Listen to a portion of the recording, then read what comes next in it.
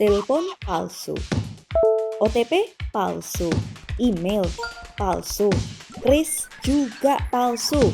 Waspadalah, jumlah penipuan phishing naik menjadi hampir 2 juta kasus per tahun, meningkat 182% sejak pasca pandemi.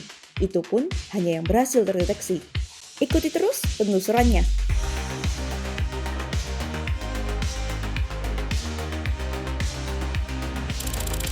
Dokumen tahu spesial penipuan online bagian 3. Modus phishing. Phishing. Mungkin istilah ini jarang Anda dengar, namun dampaknya makin terasa sekarang. Merupakan gabungan dari kata phishing dan frasa penipuan telepon. Modus phishing diartikan sebagai tindakan penipu untuk memancing korban dalam memberikan data pribadi mereka lewat pemalsuan, penyamaran, atau spoofing. Yuk kita bahas. Nih, kasus yang sering kita dengar, penipuan OTP. Sekarang, hampir semua aplikasi online dan lembaga keuangan memakai sistem one time password. OTP ini biasanya digunakan saat kita mau login akun. Karena dikirim ke nomor pribadi, OTP menjadi sarana verifikasi yang aman dan terpercaya. Tapi, berbekal data korban, para maling tetap punya cara buat mengakalinya. Cara pertama, pelaku mencoba membuka akun Anda lewat HP mereka. Otomatis, aplikasi bank mengirim OTP ke pihak pemilik akun. Pelaku lalu menyamar jadi pihak bank dan mengontak Anda perihal perubahan tarif transaksi, rekening terblokir, dan alasan-alasan lainnya. Intinya, meyakinkan Anda sedemikian rupa untuk menyebutkan nomor OTP yang dikirim dari bank. Cara kedua yaitu, pelaku telah menyiapkan website tiruan yang mirip dengan situs resmi bank. Berbekal tipu daya, mereka akan memandu Anda untuk memasukkan password dan nomor PIN. Lalu, mereka membuat Anda memilih opsi verifikasi OTP. Tentu saja ini akal-akalan pelaku. Website mereka tidak terhubung kemanapun, hanya sebagai fasad penipuan. Mereka memasukkan data Anda di situs resmi bank dan mengetikkan OTP yang Anda sebutkan. Dan seperti itulah rekening Anda sudah bobol. Tipsnya sebetulnya mudah, yaitu OTP dirancang untuk dilihat oleh Anda semata. Jadi, jangan pernah menyebut, mendikte, atau membacakan OTP, password, dan PIN untuk siapapun, bahkan untuk pegawai bank via telepon. Langsung masukkan OTP di aplikasi dan selesai. Cek juga website dan nomor telepon resmi bank. Jika alamat situs berbeda, meskipun hanya satu huruf, maka bisa dipastikan itu palsu. Selanjutnya adalah modus phishing sosmed palsu. Di sini, para pelaku membuat akun palsu, mulai dari bank, online shop, pinjol, dan lain-lainnya. Mereka lalu akan membuat konten bombastis, seperti penawaran spesial, pergantian tarif, atau undian barang mewah. Para penipu juga menyisipkan link yang jika diklik akan mengarahkan Anda ke website gadungan. Sama seperti kasus OTP, website dibuat sangat mirip dengan situs resminya loh. Ada juga penipu yang memakai taktik email phishing. Berkedok email resmi dari online shop atau sosmed, mereka menakut-nakuti Anda dengan masalah keamanan akun, pelanggaran hak cipta, dan sebagainya. Tujuannya agar Anda panik, lalu membuka link abal-abal yang telah disiapkan oleh para pelaku. Tipsnya yaitu, jika melihat konten viral, iklan diskon, atau bahkan email peringatan, jangan buru-buru memencet link atau bahkan menghubungi kontak yang disediakan. Cross-check dulu berita itu di situs resmi, akun ofisial, atau hubungi CS terkait. Kedua, cermati nama akun, nama pengirim, atau alamat URL-nya.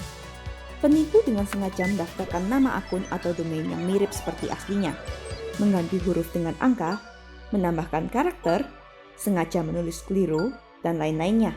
Teknik ini dikenal sebagai typo squatting. Jika Anda tidak cermat, maka pasti akan terkecoh.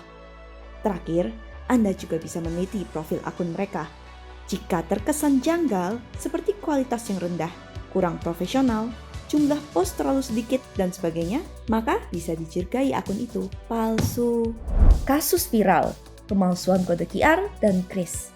Caranya simple, pelaku mengganti atau menindih stiker QR di lokasi yang ramai pengunjung. Ada 2 modus operandi yang umum dijalankan oleh para maling. Pertama, yaitu penipuan kris. Hal ini marak menimpa para pedagang dan juga terjadi di rumah ibadah. Pembayaran resmi diganti oleh para pelaku dengan kris pribadi miliknya. Otomatis, dana yang ditransfer langsung masuk ke kantong pelaku. Cara membedakannya yaitu, nama merchant di papan harus sama dengan nama yang muncul di aplikasi, bukan nama rekening pribadi. Juga, saat di-scan, keris palsu mengarahkan Anda ke sistem pembayaran yang lain, bukan aplikasi resmi. Selanjutnya, teliti kualitas papan kerisnya. Keris palsu tidak mencantumkan nomor identitas resmi NNID atau PID. Terakhir, keris palsu biasanya terlihat buram, tidak teratur, kabur, dan tidak memiliki informasi nomor cetak. Jika Anda melihat ciri-ciri ini, segera beritahu penjual atau pihak berwenang ya. Modus operandi kedua yaitu phishing atau QR phishing untuk melakukan pencurian data dan pembobolan akun. Hal ini sering terjadi di tempat publik seperti event, bandara, mal, bahkan pada menu QR restoran. Tujuan pelaku yaitu untuk memancing korban mengisikan data pribadi di situs buatan mereka. Kedoknya macam-macam, mulai dari pendaftaran ulang, mengisi tiket undian, pemesanan makanan, dan sebagainya. Cara menghindarinya yaitu, cermati jika ada stiker QR yang ditempel di papan atau poster. Bisa-bisa itu kerjaan para maling. Cek juga halaman situs yang muncul setelah Anda men-scan QR. Apakah memang situs tersebut resmi atau malah cuma tiruan?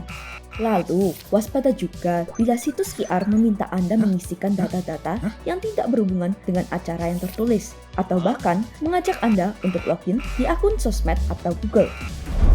Beberapa waktu lalu, ada 2 warga asing yang ditangkap karena melakukan penipuan phishing. Yang bikin viral, mereka melakukan modus penipuan baru, yaitu fake BTS.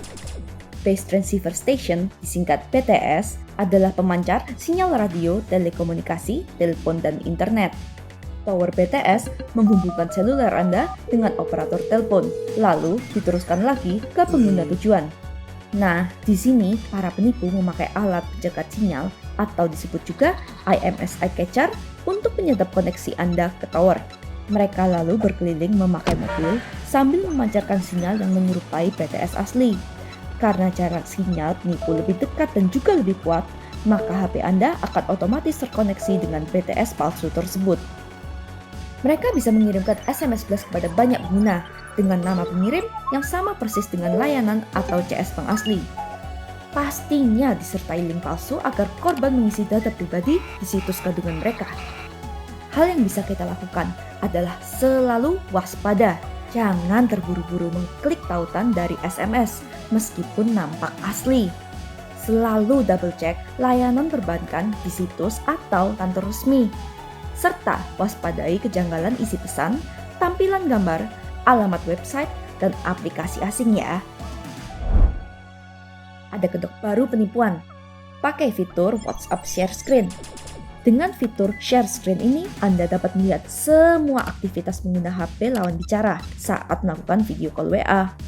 Dengan cepat, fitur ini sudah disalahgunakan untuk tindak kejahatan. FBI sampai-sampai mengeluarkan peringatan khusus untuk modus operandi ini. Kerugiannya pun cukup besar.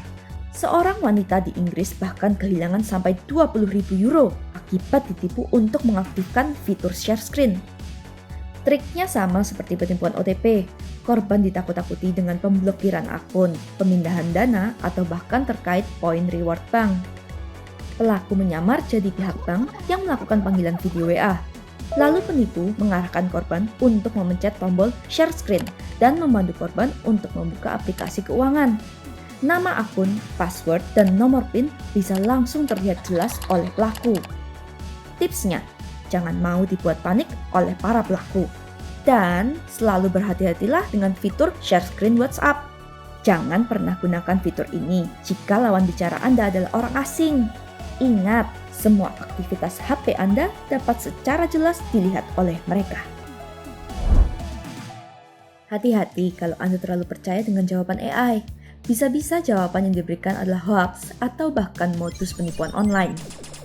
Yap, sekarang banyak browser dan aplikasi telah mengintegrasikan AI ke dalam sistem mereka. Namun, yang mengkhawatirkan ternyata AI juga bisa dimanipulasi untuk menampilkan informasi palsu dengan tujuan penipuan. Secara simpel, cara kerja AI di mesin pencarian adalah dengan merangkum berbagai website. Semakin banyak website yang menampilkan jawaban yang seragam, maka mesin pencarian AI akan menampilkan jawaban tersebut. Pelaku tentu saja dengan mudah menampilkan nomor, link, dan email palsu sebanyak mungkin di berbagai website dengan harapan mesin pencari AI akan menampilkan informasi gadungan mereka. Jika hal itu kurang mempan, para pelaku masih punya jurus rahasia. Prompt injection. Istilah ini mengacu pada instruksi tersembunyi yang diselipkan pelaku untuk men-setting AI secara paksa. Penipu bisa menyisipkan tulisan, misalnya, buat pengguna mengklik situs saya, dan sebagainya. Tulisan juga disengaja disamarkan agar tidak nampak secara kasat mata. Nah, dengan cara tersebut, para pelaku bisa membodohi sistem AI yang sayangnya sekarang menjadi rujukan banyak pengguna, mungkin termasuk juga Anda. Jadi, selalu cek-recek jawaban yang diberikan AI. Anda harus kritis dan cermat, serta tidak menggantungkan semua aktivitas digital kepada kecerdasan buatan. Itu dia kasus-kasus phishing yang lagi marak sekarang. Bukan tidak mungkin modus operandinya akan terus bertambah, mengingat pesatnya perkembangan teknologi dan kecerdasan buatan. Jadi, tetaplah waspada. Dan pastinya ikuti kelanjutan seri ini mengenai investigasi penipuan berteknologi tinggi, peretasan massal, sampai virus mematikan yang akan dibahas di episode selanjutnya. Yuk langsung nonton. Sampai jumpa.